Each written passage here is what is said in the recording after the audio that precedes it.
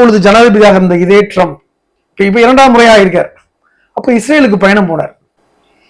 அப்ப ஜெருசலத்தை வைத்து சர்வதேச ஊடகவியலாளர் கொடுத்த பேட்டியை நான் ஞாபகப்படுத்த விரும்புறேன்.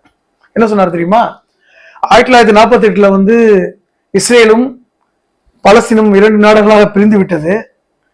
ஜெருசலம் பொதுவான நகரம் என்று ஐக்கிய நாடுகள் சபை சொல்லியிருக்காங்க. நான் ஒற்றுக்கொள்ள மாட்டேன். ஜெருசலம் இஸ்ரேலுக்கு சொந்தமானது.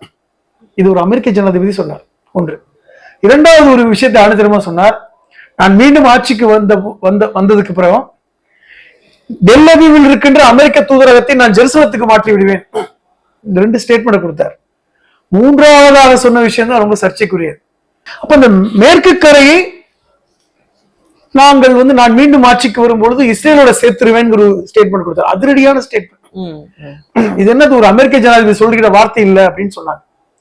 இப்ப இன்னைக்கு ஜனாதிபதியா ஆனதுக்கு அப்புறம்